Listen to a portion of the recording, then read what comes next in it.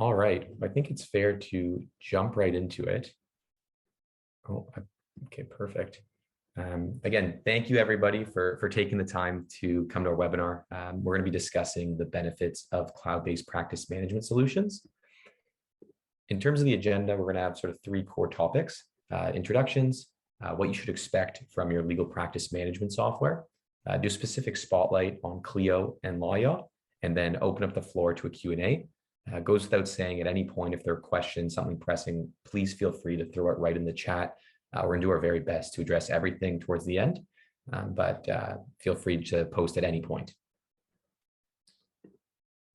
In terms of today's speakers, my name's Adam Dennis. I've been at Clio for about 3 years now. I started out on the sales side for about 2 years and then more recently transitioned over to the channel team. And my role now is to support our consulting partners, two of which are Janine and Jerry from Software Analysis Corporation.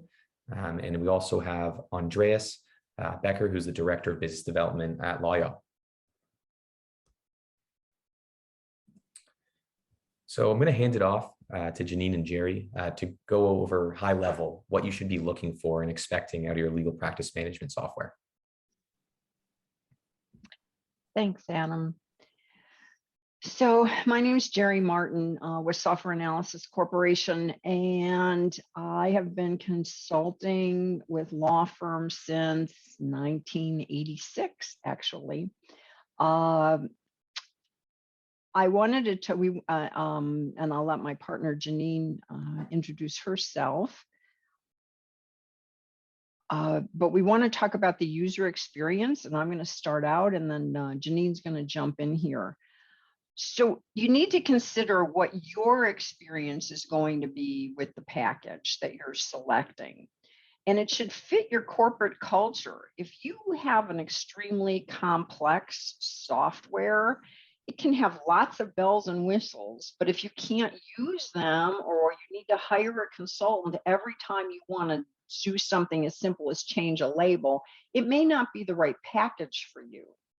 So what you want to do is you want to create a feature list of what features you want, and then go ahead and compare that feature list with features in these various packages. And most packages you can have, it can check off, do you do billing? Well, that's a pretty broad kind of an idea. The question is, how hard is it to actually do the billing? So if you want to take an example too of document creation, they'll all check the box that they create documents, but sometimes you need a programmer to be able to get a simple letter out. That is so true. Hello, my name is Janine Rohde. I'm a partner at Software Analysis Corporation, and I have been working in law firms and consulting with law firms since about 1991. So we've all been around the block a few times, and I'm also here to talk a little bit about user experience. So Jerry and I will be handing it off back and forth as we go. And when we're talking user experience, what we're really also taking into consideration is, what are your needs? So for instance, do you need remote capabilities? Are you frequently out of the office? And kind of these days, a lot of us are. Do you need to have to wait to return to your office or to even your home to enter in your time? Or is this, and will this cause you to miss some of your time? So maybe a mobile app is something that you need to consider as one of your user experience features that you need in your future product or current product. And then something that I don't think a lot of people take into consideration is the navigation piece of it. Not all programs are created equal. Some have customizable dashboards that you can set up how you like to work and how you think and present and whatnot, while others provide pre-programmed ones that may or may not give you the information you need at your fingertips. Can you intuitively find your way around? Does it make sense that you can, find your client list versus, where you enter your time in billing? One of the best training classes I ever had started off with a set of tasks to do, and we were given no training and told to set up a client, set up a matter, record time and expenses, generate an invoice, and pay it. Now that is simple. And if you can get through that, fantastic. But do you need something more complex? Of course, but the point is only certain people need to be taught more in-depth functionality. So something to consider who your team really is working with the system. Thanks, Janine. So basically what we're saying is that you need to do your homework. You can't be on the golf course and ask your buddy, what package are you using? And then take whatever package they're using and apply it necessarily to your firm. You need to think about it. And one of the things that we really urge you to think about is the setup on the front end, because if you don't set the front end up correctly to begin with, it's going to affect the usability of your program. So how are you going to treat contacts that are married? Are they going to be separate contacts? Are they going to be together? You need to come up with a set of rules. How will you associate these separate contacts? Can you associate these separate contacts? So sorry. How you're going to name and number your matters and cases, what data is going to be required, and where it's going to come from. So you need to establish and enforce rules for data entry so that you have consistency throughout. So can we go to the next slide? So workflow automation, as in user experience, you need to do your homework upfront and establish guidelines and procedures. Your LPM will not replace people. It will help keep them on track. That's the goal. You're not looking to all of a sudden have a system that's going to solve all your needs, but it is going to make your people more productive and more consistent in what they do on a daily basis. You need to start small, okay? Pick an area of your practice and work on automating it. I find that a lot of clients, they want to just have this whole grand thing all at once. And let me explain what I think is the easiest way to do this. Take Post-it notes. I love Post-it notes. Write a task on the Post-it note. What are you going to do when you have a new client? What things need to be done? Put one task on each note, put it on a wall, and then start lining it up. When a person comes, a person calls for the first time, well, you need to do a conflict of interest check. You put that on the wall. I need to get a letter out to them. I need to set an appointment. All of those things, all that you want to do, and that creates your workflow. And if you use Post-it notes, you can move them around very quickly and easily to keep them in order. Once you've got the order of the flow down, you can then translate it to your program. Some of the things can happen simultaneously, and you can visualize the automated tasks that are going to have to be done. You're going to know who did it, who needs to do it, in what order. And that's the best way to do it. Take something small, test it, okay? Tweak it, because you're not going to get it right to begin with, and then break it down further if necessary. I totally agree. I think that one of the items to really start with is the low-hanging fruit, and that really is document automation. You plan for it. Each contact, for example, should have a custom field called salutation. That is what you are going to use following the word dear in an email or a letter. If you want to create birthday emails, you're going to need a field with the birth date in it. Review your repetitive documents for variable information, client agreements, any type of payment plans, things of those nature are easily reusable. Those fields you need to have in your LPM are important, but you really want to look for that repetitive information as you are designing all of this. And I think we're ready to go on to the next item, which is billing and cash flow. And when we're talking about billing and cash flow, what we're saying is evaluate the kind of billing you do. Is it mostly hourly? Do you do a lot of flat fee?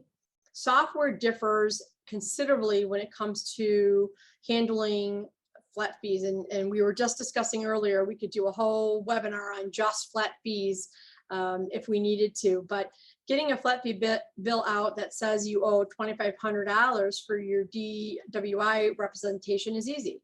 The consideration of what the bill will look like is what will affect your satisfaction with the software. Do you want to show detail of each entry with hours, but not show the rate or dollar amount? How will you manage flat fees that go over or under the flat fee amount when compared to the hours and rates entered? So, you have to think about, do you want to categorize, am I making money, losing money on some of these types of jobs or projects or cases? Does the adjustment get applied to each worker on a pro rata basis or only the originator? So who takes the hit for if we go over or under? Who gets the benefit? Who gets the hit? And do you want to record time against flat fees? That's a really important item to consider. And that's the reason being is that lots of firms that we talk with and work with, you really do need to learn between productivity and profitability. And it means different things to different firms, not that it should. But generally, productivity is centered around how time you're spending doing certain tasks. It's important to know where the time in your firm is being spent. Those are the areas you want to target for assessment. So why did this particular case take me 10 hours, but last time it only took me 5 hours? You're able to then hone in on those hours, right? And say, okay, well, we had to do a little bit more training because we had a new attorney working on this case, or maybe we made a mistake and it took us longer to fix it. So it gives you that data at your fingertips. Should the task be performed by someone else in the firm? Maybe a junior person wasn't going to be a good fit for the type of case that they were working on. And then also, is the attorney taking too much time doing a particular task? Are they spending too much time at the copy machine or assembling files when they should be really, going to court and doing things of that nature? So basically the task should be automated, or perhaps the attorney needs to have better training. So those will be identified when you start looking at productivity and profitability. When we talk about profitability, okay, profitability centers around money collected for time spent. So again, if you don't track your time, are you really profitable? It's going to show you you're totally profitable. If I collect $2,000 on a particular matter, then and track no time, I'm 100% profitable, and the firm has incurred no expense to make that profit. So if one person put in $1,500 worth of time, assuming I tracked my time, and they collect $2,500 for the time that they put in, then they're very profitable. If another person puts in $3,500 of time and only collects $2,500, they've cost you money. On the surface, they both brought in $2,500. So which attorney would you rather have working on your matters? If you don't track time, you don't know if you're profitable. You only know if you've collected more money than you paid out. You don't know where your profitability lies. And this is the key thing, is that your data has a wealth of information. You need to put on a miner's hat and you need to start mining for the gold that is hidden in there. If you are heavily flat fee oriented and don't track your time, you're going to lose this information. So I really urge you to consider tracking time, whether or not your flat fee basis.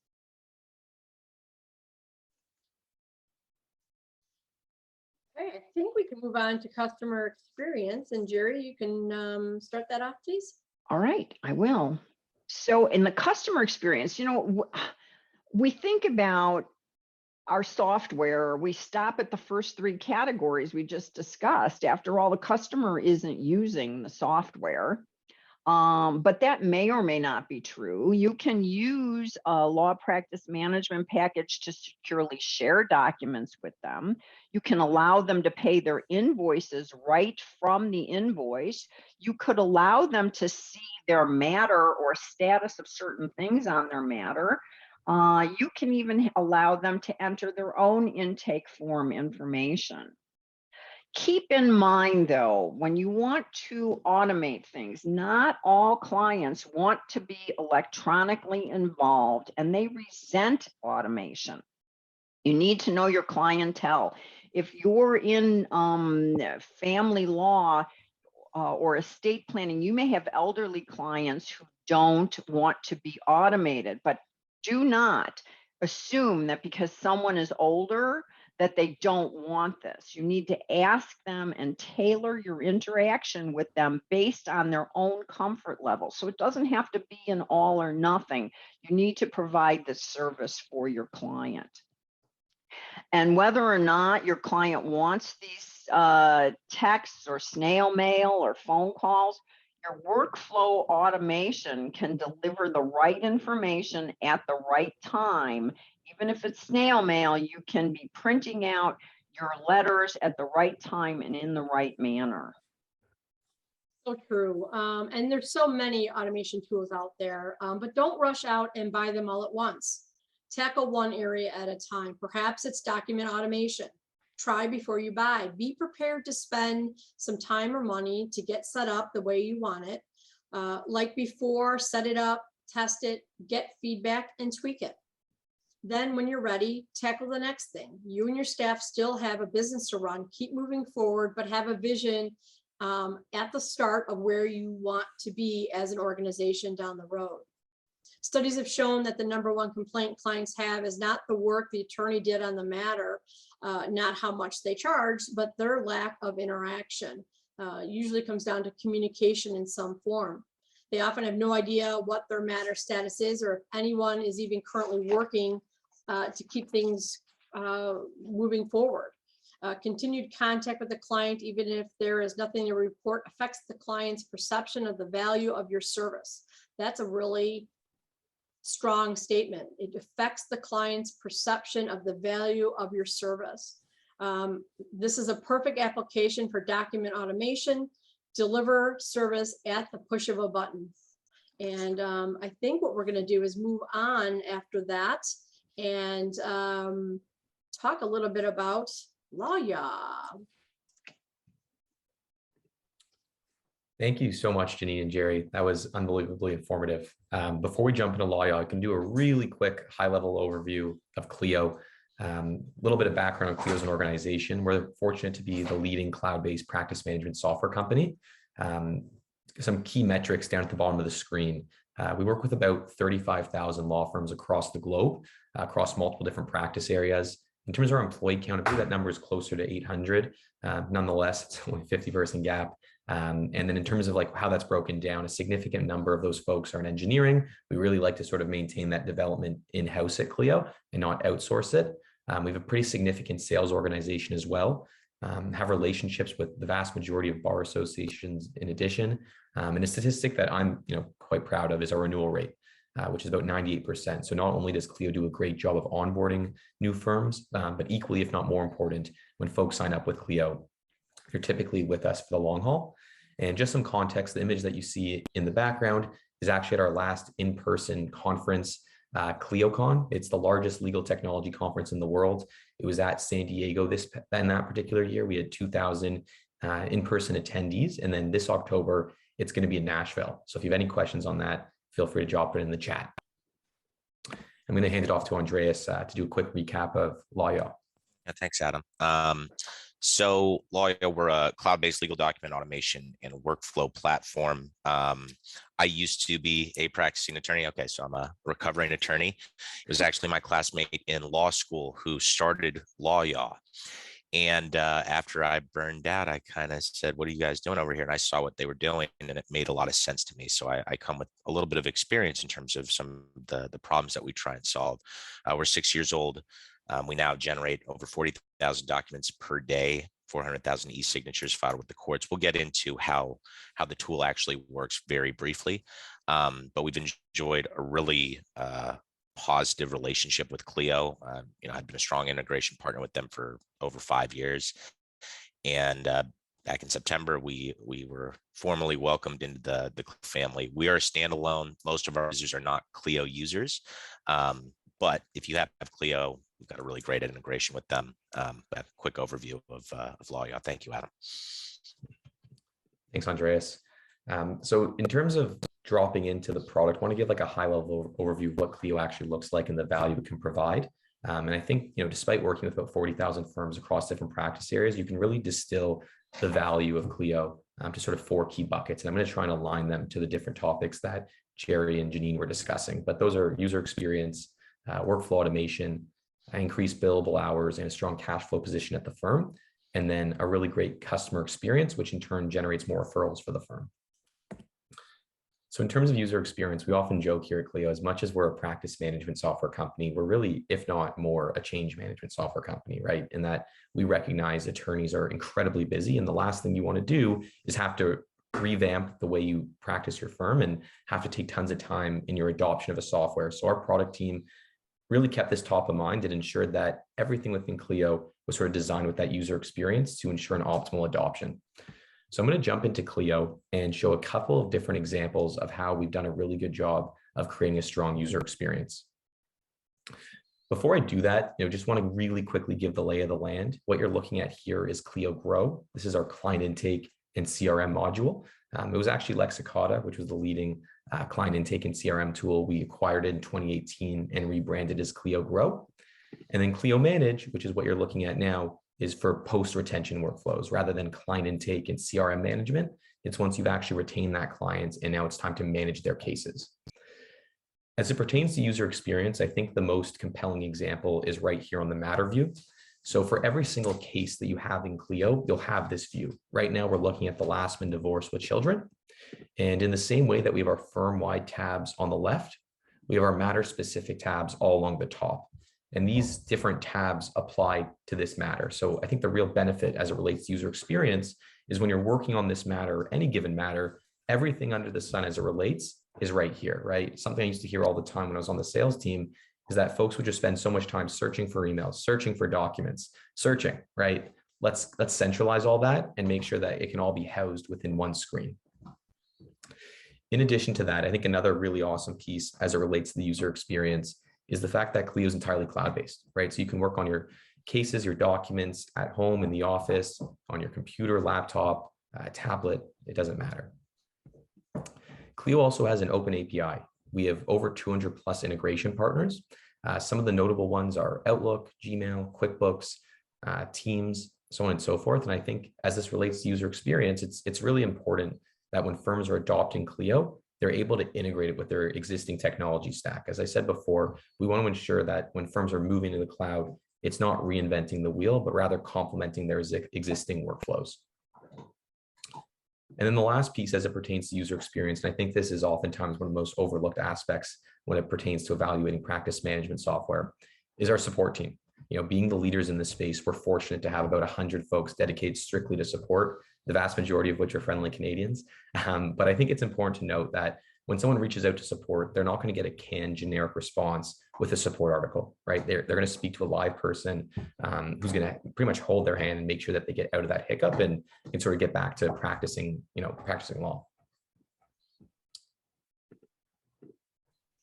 The second benefit that I'm going to focus on is enhanced workflow automation. I think, when you really boil it down, regardless of what section of Clio the end user is in, the goal is really to automate as much of the workflow as we can. So I'm going to jump back into Clio and show a couple different examples of that. And it starts right in Clio Grow, right? As I was explaining before, this is meant for pre-retention workflows.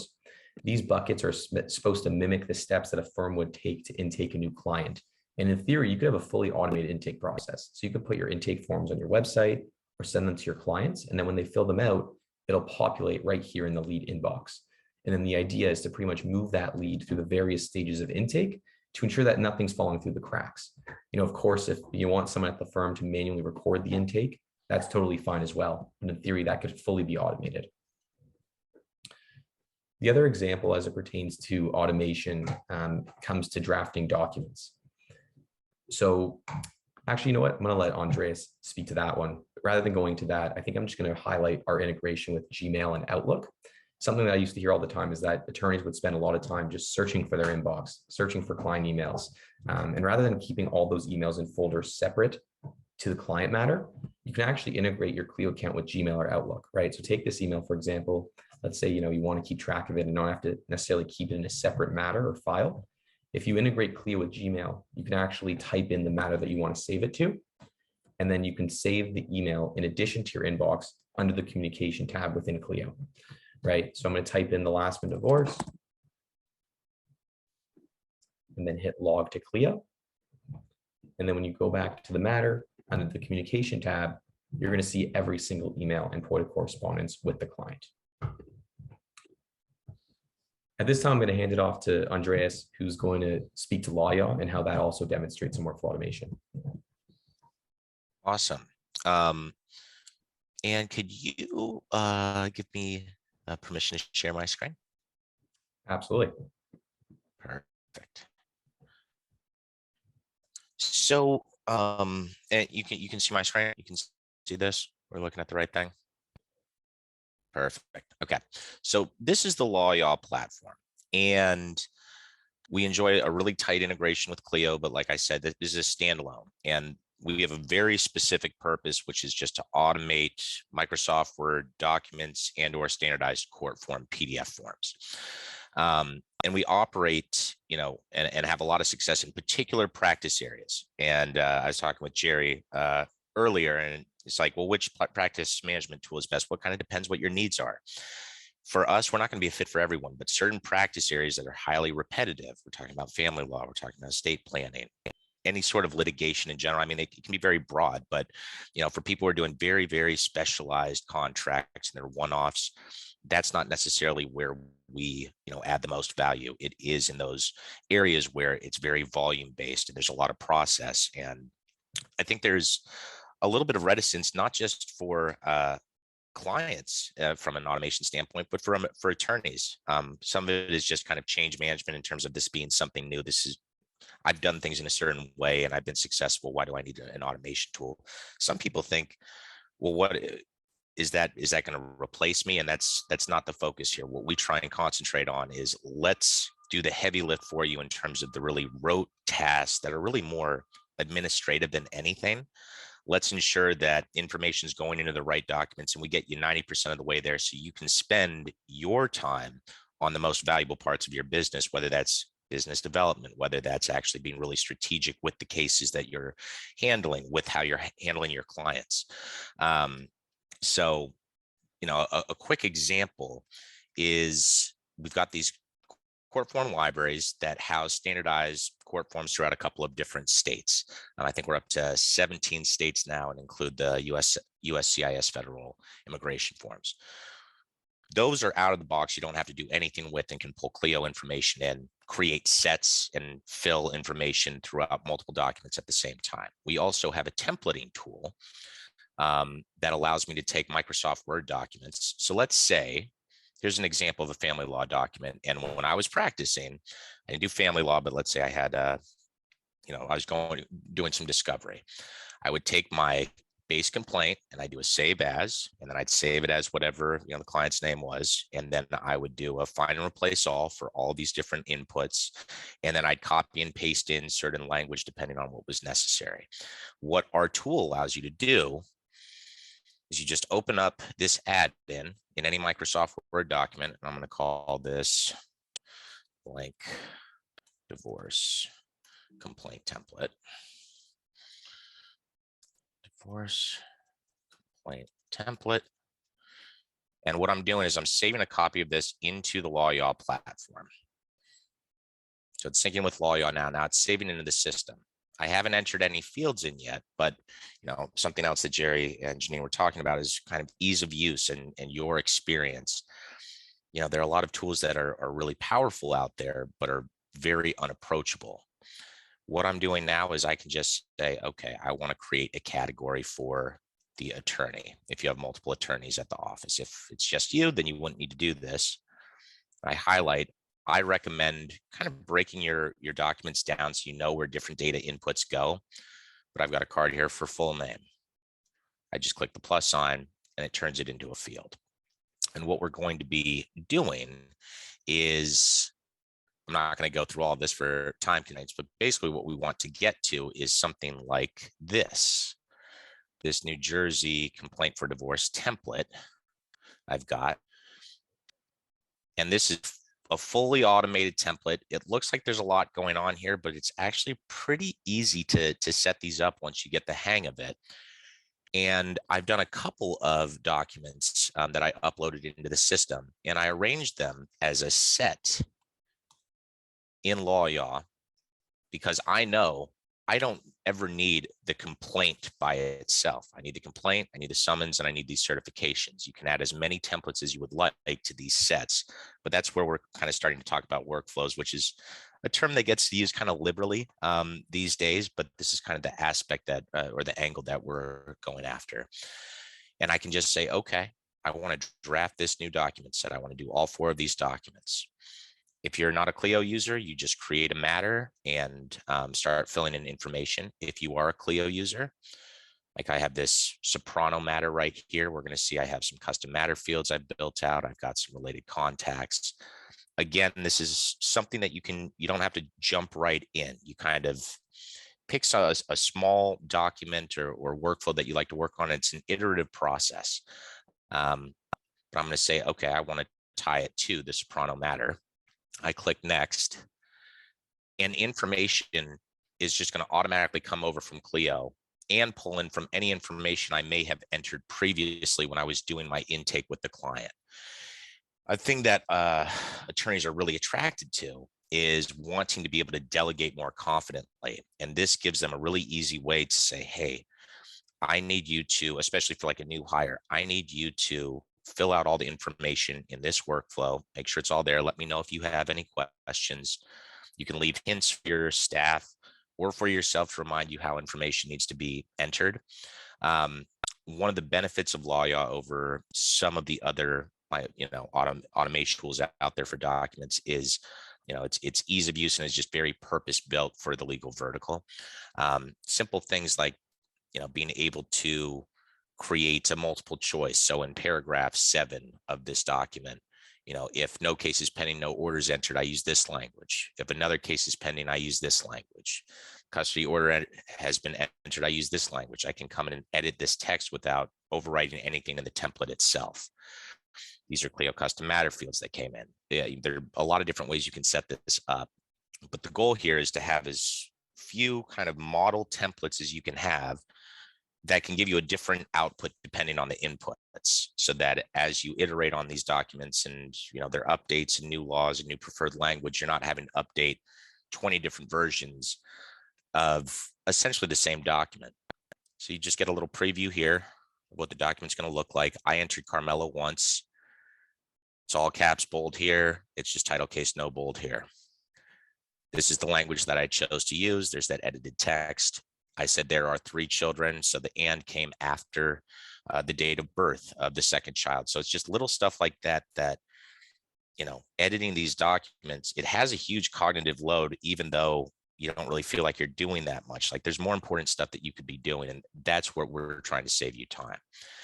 And in many cases, we can get you 100% of the way there, but the goal is let's just make sure we're doing the heavy lift for you, and then you can download the document or the set of documents as you wish. And it just pops out as a fully editable Microsoft Word document. And I could upload this to Clio, make any additional edits that I'd like. One more thing on the workflow side of things, if I want to create a task list, let's say for Soprano, I could come into my tasks and I could have a task list that I've built out for, okay, when I want to initiate, I've got a new client who needs a divorce. I'll assign this to myself, assign the task list, and now I'm going to have 4 tasks that I need to fill out.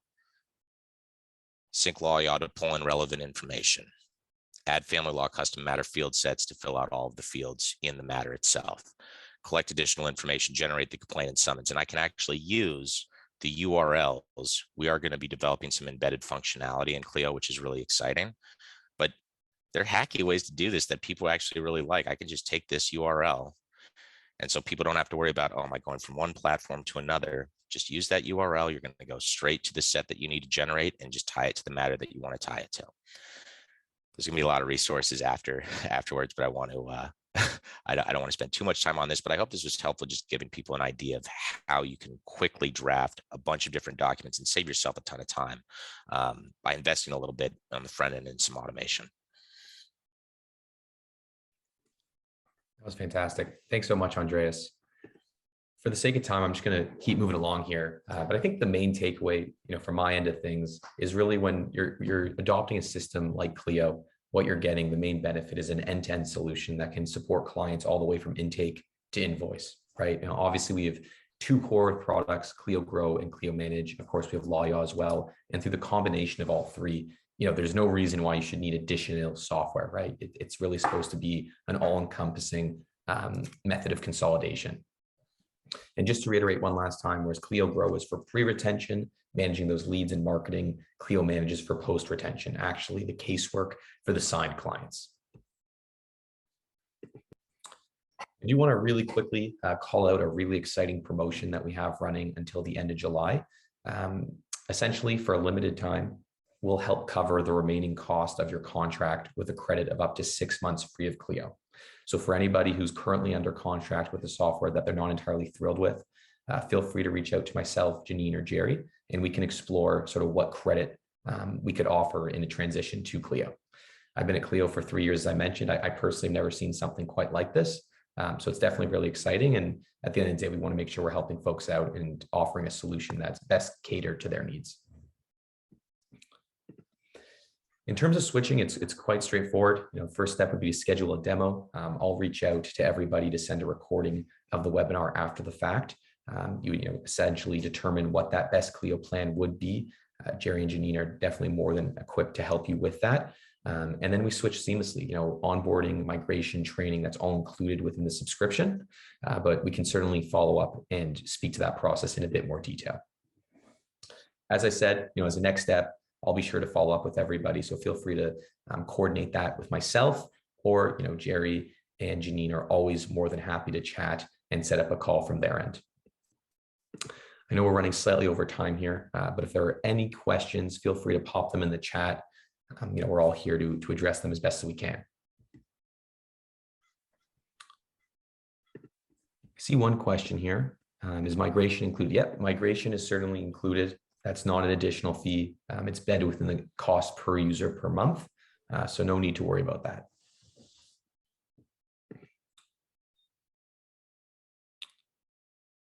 One more question about how Lawyaw and Clio speak to one another. Andreas, could you potentially speak to that? Like, the information sync and a bit more granularity? Yeah, I don't know who's asking if you're an existing Clio user or not, but we can pull in to the Microsoft Word templates themselves that you create basically all of your Clio information. So any contacts, related contacts in a matter, custom contact fields, custom matter fields. For the PDF court forms, those are standardized at the state level and have very specific fields in them. We are working on a way for you to be able to pull in custom matter fields, but it's not that easy because people name their custom matter fields all sorts of different things. So we're working on the best way to accomplish that. But you can still pull in contacts and all the custom contact fields. So it's a pretty robust integration. It is one way at the moment. Intentionally, we are working on a two-way sync, but you have to be really careful with permissions and who you want to be able to. We want to keep Clio as the source of truth for those Clio users. So you want to be really careful when you're thinking about two-way syncs. Who has the power to actually change some information in Clio for you? Andres, I just want to jump in really quickly when you talked about the custom fields and you have specific names. And this is where when we were talking about you need to do your homework up front. Good upfront planning will make your transition smooth so that you don't have to go back and rename all of these fields. So just wanted to point that out, that's where a consultant can help you avoid some of those pitfalls. And it's something that you just have to do. Like I went to the Florida ALA conference, and my presentation was not about Lawyaw. It was about workflows and being a business owner who happens to be an attorney and not the other way around. And it's very hard to force ourselves to do that because we're very risk averse by nature and or training, which is great for our clients, but not always great for our businesses. And you have to be evaluating your systems within the framework of a business owner. And getting help from a consultant is highly advisable. That's a great way to sum it up. Well, thank you again, everybody, for taking the time. We recognize how busy you are and really appreciate it. And as I said, I'll be following up with the recording of the webinar. And if there are any further questions, feel free to reach out to myself, Jerry, or Janine. But thanks so much, everyone. Have a great rest of your day. Thank you.